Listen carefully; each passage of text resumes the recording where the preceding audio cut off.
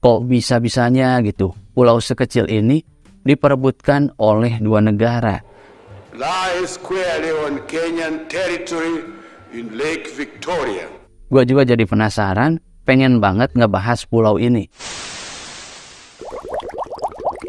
Oke Wak, balik lagi nih di channel gua hari ini. Jadi gua hari ini pengen banget nih ngebahas satu pulau yang diperebutkan oleh dua negara, yaitu negara Kenya dan juga negara Uganda. Kok bisa ya pulau sekecil ini diperebutkan oleh dua negara? Padahal Wak, di sebelah pulau ini ada pulau yang jauh lebih besar daripada pulau tersebut. Tapi Wak, mereka itu malah memperebutkan pulau yang kecil. Gue juga aneh gitu, heran. Jadi ayo kita bahas Pulau Migingo yang ada di Danau Victoria, yang ada di Afrika. Tapi Wak, sebelum gue bahas nih kenapa pulau ini diperebutkan, gue pengen banget nih lu kenalan dulu dengan pulau tersebut. Sebenarnya nama pulau ini apa dan kenapa pulau ini bisa ada? Terus nama pulaunya apa, Bang? Jadi Wak, pulau ini namanya adalah Pulau Migingo yang letaknya itu berada di Danau Victoria yang ada di lautan Afrika. Nah Wak, luas wilayah pulau ini tuh cuma 200 meter. Kecil banget kan? Jadi Wak, kalau misalkan kita bandingkan nih, pulau ini ada kali ya seluas lapangan sepak bola JIS Jakarta Internasional, itu pun besaran JIS karena kan setengahnya. Jadi Wak, kalau misalkan kita lihat penampakannya dari atas seperti ini, seperti tempat sampah yang mengambang di lautan Wak.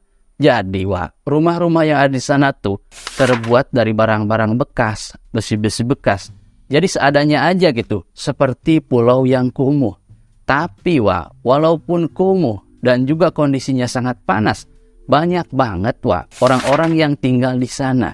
Jadi ada sekitar 131 orang yang tinggal di sana. Jadi populasi penduduknya ya segitu Wak. Nah kebanyakan Wak, orang-orang yang ada di sana tuh bermata pencarian sebagai nelayan. Jadi memancing ikan, menangkap ikan, kemudian ikan tersebut Wak dijual nih, diekspor langsung ke Eropa. Terus kenapa Bang pulau ini bisa ada? Jadi awalnya Wak, pulau ini tuh tidak berpenghuni sama sekali. Jadi tidak ada siapa-siapa, tidak ada penghuninya, kosong, hanya tempat hewan-hewan liar seperti burung, ular yang tinggal di sana.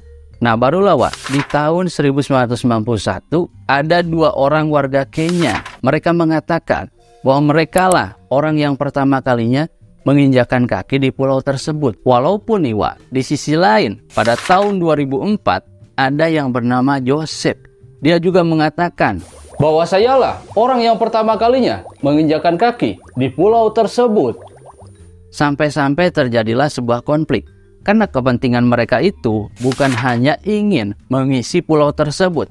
Karena mereka melihat bahwa potensi pundi-pundi ikan yang ada di sana tuh bisa dijual Wak, dan harganya cukup mahal.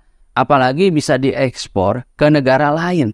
Terus kenapa Bang pulau ini bisa diperebutkan dua negara? Jadi Wak, di tahun 2004 terjadilah sebuah konflik.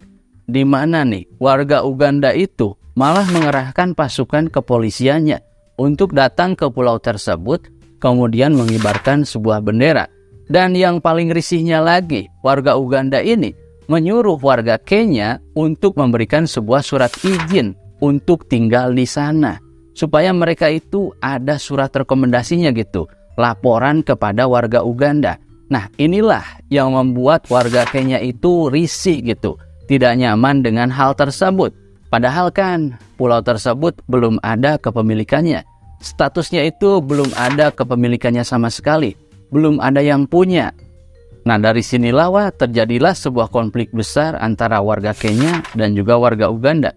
Sampai-sampai nih Wak, warga Kenya ini akan mengerahkan pasukan militernya untuk melawan kepolisian Uganda. Nah dari sini karena takut terjadi konflik besar dan warga di sana juga sudah mulai ketakutan karena takut pulau tersebut tuh malah hancur. Di tahun 2009 pada bulan Maret terjadilah sebuah diplomatik antara warga Kenya dan juga warga Uganda. Now planned to be held early in July. wasiulize nani. Mereka sampai menurunkan pasukan militernya dan juga menteri pertahanannya untuk datang ke sana untuk menyelesaikan masalah tersebut.